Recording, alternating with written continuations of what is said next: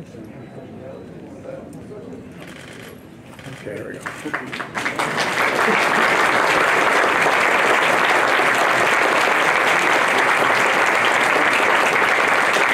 With a second grant, bringing the total investment in the Azrieli Neurodevelopmental Research Program to $15 million.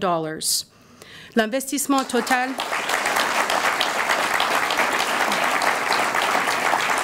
This initiative for translational research is now the largest investment of its kind in Canada.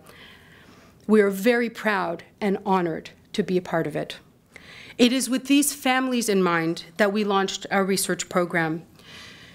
You know, like many families living with Fragile X today, we had no idea what the syndrome even was when we first heard of it, and we had no notion of what it would mean for my brother and my cousins.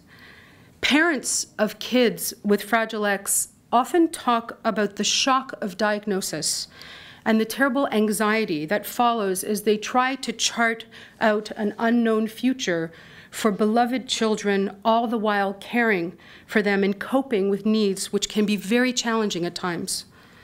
In our case, the syndrome did not even have a name when my brother was a child, and even when he was diagnosed as a young adult, so little was known about Fragile X that it was my parents who took on the role of true pioneers, using their intuition, their strong sense of love to guide them as they raised my brother to become a productive member of society who lives as independently as possible. Custody of the Chagnon and Azrieli families, we are able today to launch 5 new projects of scientific research into Alzheimer's disease and autism.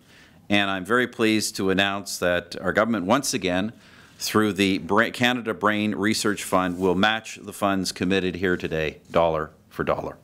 It's at the core of what we are as human beings. It's where much of our joy, our sorrow, our laughter, our tears reside. Roughly 3 pounds of mostly water and fat. Our brains are the source of so much of our potential and the starting place for much of the accomplishment of human history. Ladies and gentlemen, I think it's fair to say that directly or indirectly, there's hardly a Canadian who does not know someone affected by neurological illness.